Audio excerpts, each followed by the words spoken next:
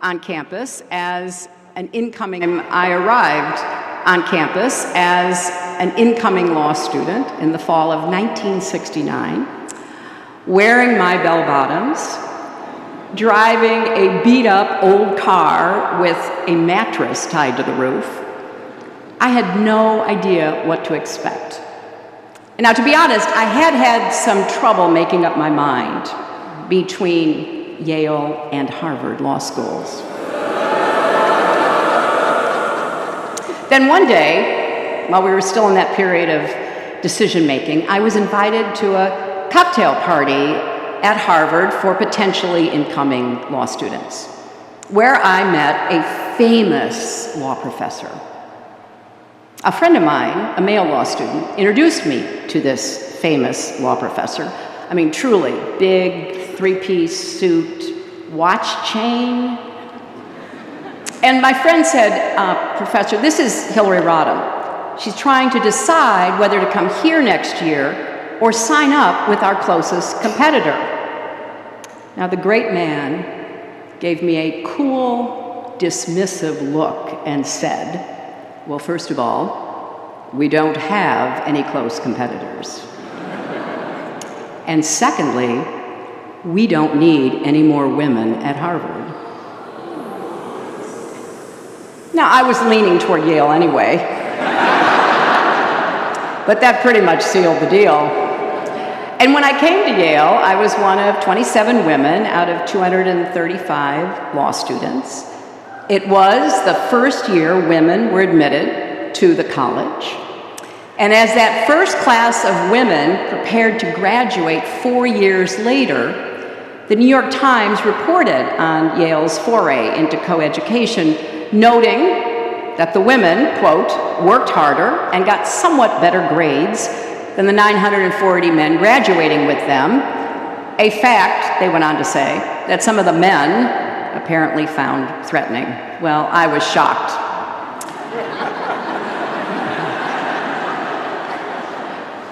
But over the years, Yale has been a home away from home for me, a place I've returned to time and again. I spoke to Class Day back in 2001 on the 300th anniversary of the university, and I hope that that will be the case for many of you as well. This school has been responsible for some of my most treasured friends and colleagues, people like Jake Sullivan and Harold Coe, and I've watched some of you grow up, like Rebecca Shaw, who's graduating today, and you'll hear from shortly. And I've been honored to serve over the last year or two, working with some of the Yale Law School faculty, including the new dean, Heather Gerken. Now, Yale grads, many of whom are also here today, have worked for me in the United States Senate, the State Department, on my presidential campaigns, and I have been so well served. I have a very dedicated campaign intern here graduating, David Scheimer, the class of 2018. But I have to confess, of all the formative experiences I had at Yale, perhaps none was more significant than the day during my second year when I was cutting through what was then the student lounge with some friends. And I saw this tall, handsome guy with a beard who looked like a Viking. I said to my friend, well, who is that? And she said, well, that's Bill Clinton. He's from Arkansas, and that's all he ever talks about. And then as if on cue, I hear him saying, and not only that, we grow the biggest watermelons in the world. And I was like, who is this person? But, you know, he kept looking at me, and I kept looking back. And so we were in the law library one night. I was studying.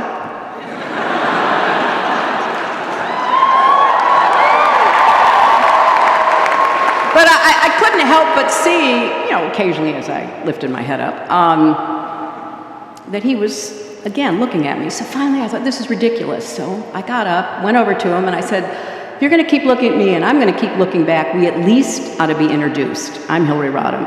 Who are you?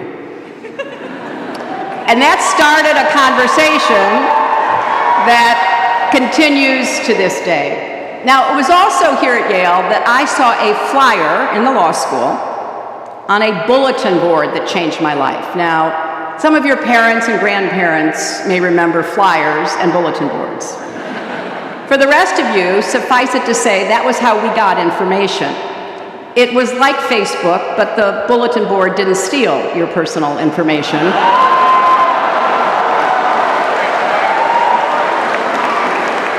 So, one day, I saw a note about a woman named Marian Wright Edelman, a Yale Law School graduate, civil rights activist, who would go on to found the Children's Defense Fund. Marian was coming back to campus to give a lecture. I went. I was captivated to hear her talk about using her Yale education to create a Head Start program in rural Mississippi. And I wound up working for her that summer, and the experience opened my eyes to the ways that the law can protect children or come up short. Because like many of you, I learned just as much outside the four walls of the classroom as I did sitting in a lecture hall. And I discovered a passion that has animated my life and my work ever since. Now, a lot has changed since I was here. In 2019, Yale will celebrate the 50th anniversary of the matriculation of women at the college and the 150th anniversary of the first women graduate students at Yale. And I heard that Yale officially changed the term freshman to first year. I also heard, amazingly, that the Duke's men and the Whiffenpoofs have started welcoming women. Now, as for my long-lost Whiffs audition tape, I have buried it so deep, not even WikiLeaks will be able to find it. Because if you thought my emails were scandalous, you should hear my singing voice.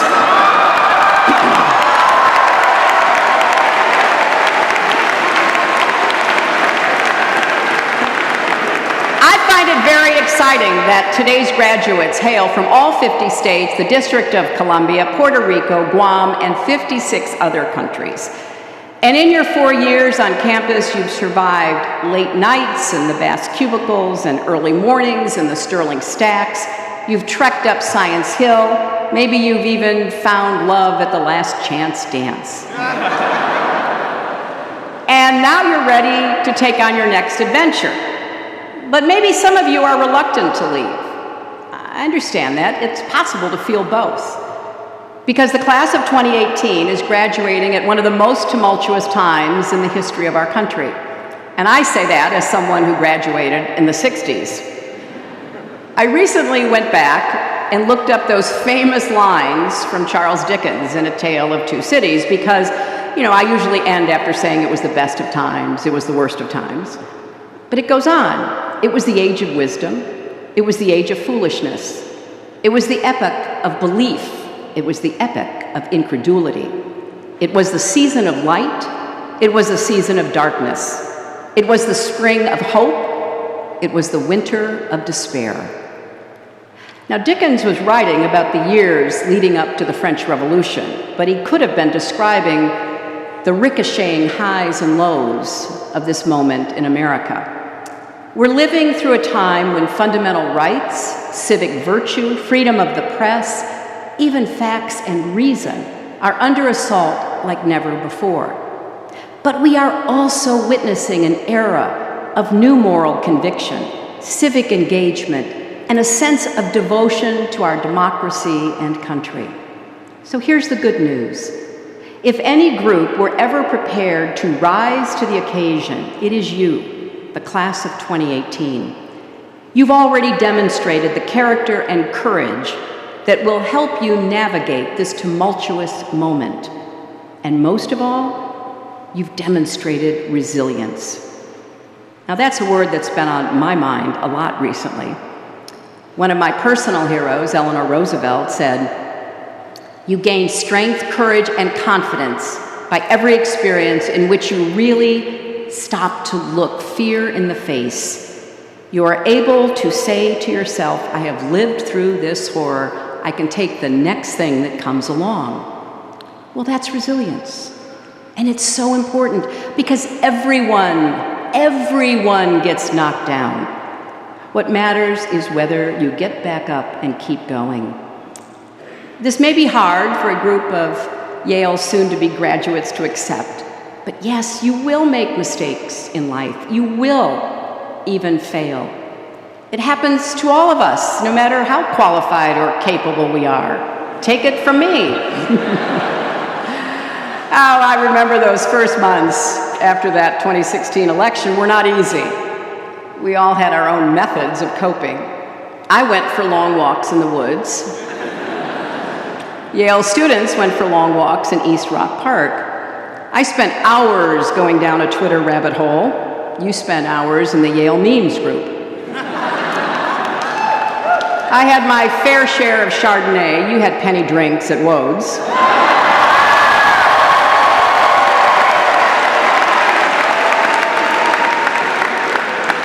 I practiced yoga and alternate nostril breathing. You took psych and the good life. And let me just get this out of the way. No, I'm not over it. I still think about the 2016 election. I still regret the mistakes I made. I still think, though, that understanding what happened in such a weird and wild election in American history will help us defend our democracy in the future. Whether you're right, left, center, Republican, Democrat, independent, vegetarian, whatever. We all have a stake in that. So today, as a person, I'm okay, but as an American, I'm concerned. You know, personal resilience is important, but it's not the only form of resilience we need right now. We also need community resilience. That's something that this class has embodied during your time on campus. Literally at times, like in the March of Resilience your sophomore year. It was the biggest demonstration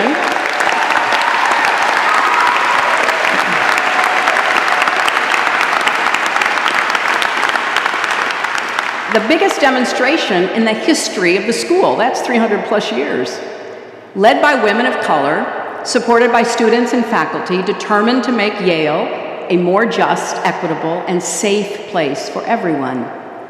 Many of you have said that March was a defining moment in your college experience, and that says something about this class and your values.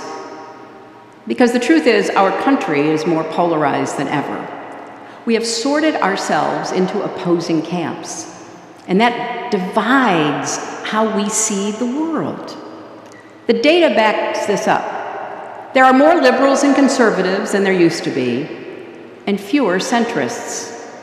Our political parties are more ideologically and geographically consistent, which means there are fewer Northern Republicans and fewer Southern Democrats. And the divides on race and religion are starker than ever before. And as the middle shrank, partisan animosity grew.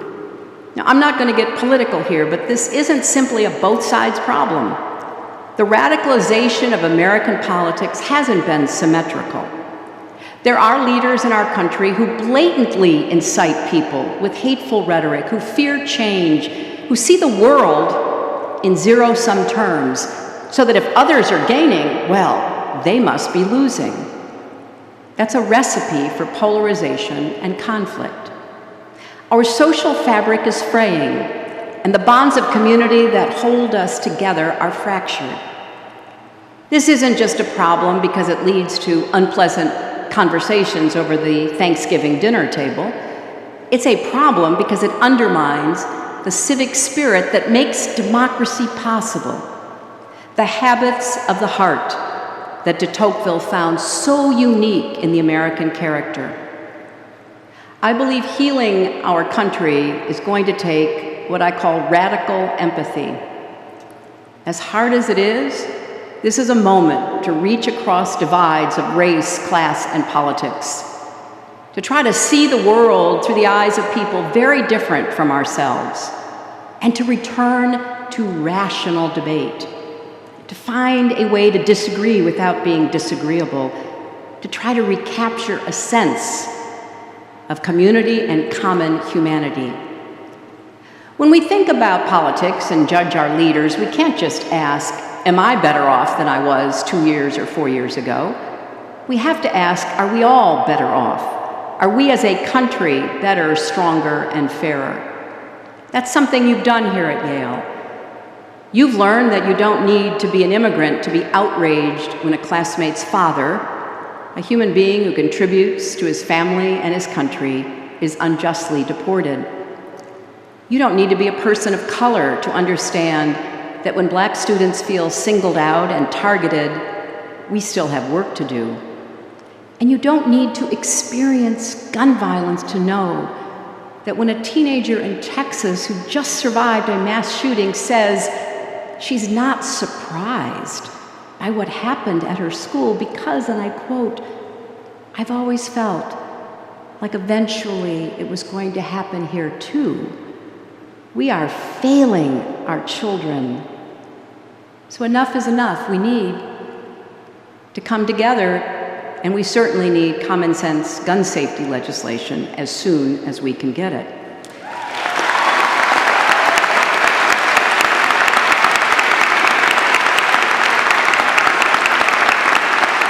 Now, empathy should not only be at the center of our individual lives, our families, and our communities, it should be at the center of our public life, our policies, and our politics. I know we don't always think of politics and empathy as going hand in hand, but they can, and more than that, they must. As former Secretary Madeleine Albright writes in her terrific new book, Fascism, A Warning, she says, "This generosity of spirit, this caring about others and about the proposition that we are all created equal, is the single most effective antidote to the self-centered moral numbness that allows fascism to thrive." And of course, Madeleine had personal experience fleeing the Nazis in Czechoslovakia as a baby, returning after the war, fleeing the communists as a young girl. Now that brings me to one more form of resilience that's been on my mind over the last year, democratic resilience. In 1787, after the Constitutional Convention in Philadelphia, Benjamin Franklin, who, by the way, received an honorary degree from Yale, was asked by a woman in the street outside Independence Hall, "Well, doctor, what have we got, a republic or a monarchy?" And Franklin answered, "A republic, if you can keep it." Right now, we're living through a full-fledged crisis in our democracy. Now, there are not tanks in the streets, but what's happening right now goes to the heart of who we are as a nation. And I say this not as a Democrat who lost an election, but as an American afraid of losing a country. There are certain things that are so essential they should transcend politics.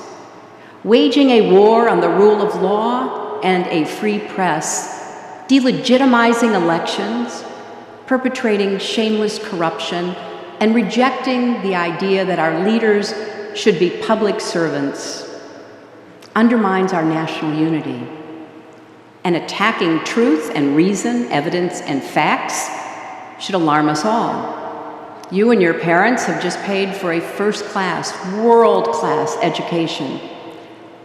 And as Yale history professor Timothy Snyder writes in his book on tyranny, to abandon facts is to abandon freedom. If nothing is true, then no one can criticize power because there is no basis upon which to do so. If nothing is true, then all is spectacle. I think Professor Snyder, both in that book and in his new one, The Road to Unfreedom, is sounding the alarm as loudly as he can. Because attempting to erase the line between fact and fiction, truth and reality, is a core feature of authoritarianism. The goal is to make us question logic and reason and to sow mistrust toward exactly the people we need to rely on: our leaders, the press, experts who seek to guide public policy based on evidence, even ourselves. Just this week, former Secretary of State Rex Tillerson said, "If our leaders seek to conceal the truth, or we as people become accepting of alternative realities that are no longer grounded in facts, then we as American citizens are on a pathway to relinquishing our freedom. Perhaps a tad late, but he's absolutely right. So how do we build democratic resilience? I think it starts with standing up for truth, facts, and reason, not just in the classroom and on campus, but every day in our lives. It means speaking out about the vital role of higher education in our society to create opportunity and equality. It means calling out actual fake news when we see it, and supporting brave journalists and their reporting, maybe even by subscribing to a newspaper. Now, most of all, as obvious as it seems, it means voting in every election, not just the presidential ones. So yes, these are challenging times for America, but we've come through challenging times before. You know, I think back to the night Barack Obama was elected president. Many of us, so many of us were jubilant. Even I, who had once hoped to beat him, was ecstatic. It was such a hopeful moment. And yet in some ways, this moment feels even more hopeful, because this is a battle-hardened hope, tempered by loss and clear-eyed about the stakes. We are standing up to policies that hurt people. We are standing up for all people being treated with dignity. We are doing the work to translate those feelings into action. And the fact that some days it is really hard to keep at it just makes it that much more remarkable that so many of us are, in fact, keeping at it. It's not easy to wade back into the fight every day, but we're doing it. And that's why I am optimistic, because of how unbelievably tough Americans are proving to be. I've encountered lots of people in recent months who give me hope. The Parkland students who endured unthinkable tragedy and have responded with courage and resolve. The leaders and groups I've gotten to know through Onward Together, an organization I started after the election to encourage the outpouring of grassroots engagement that we're seeing.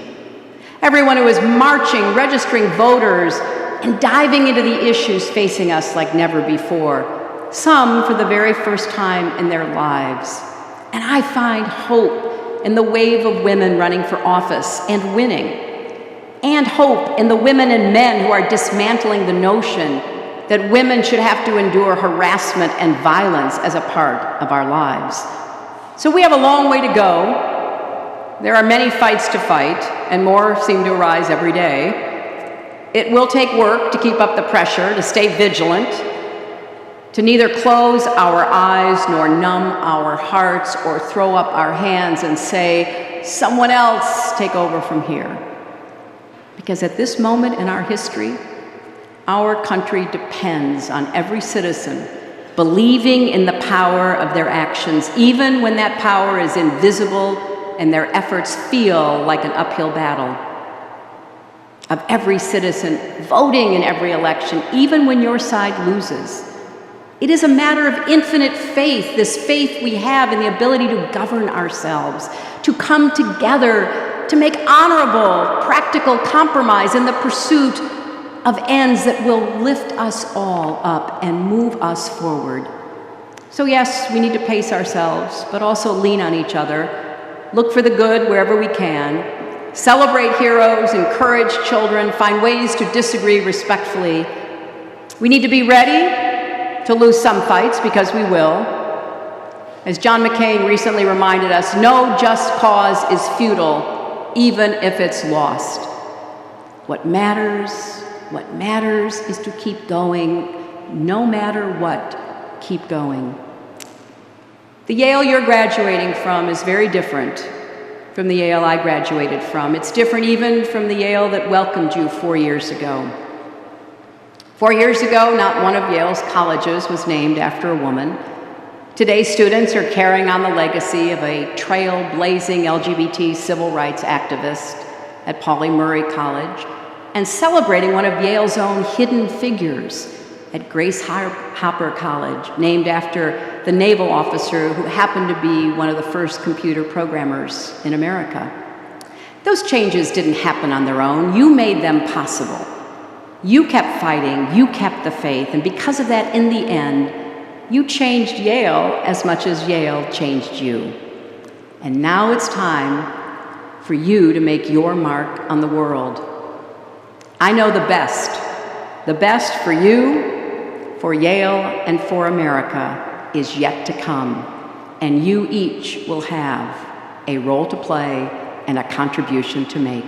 Thank you, and congratulations to the class of 2018.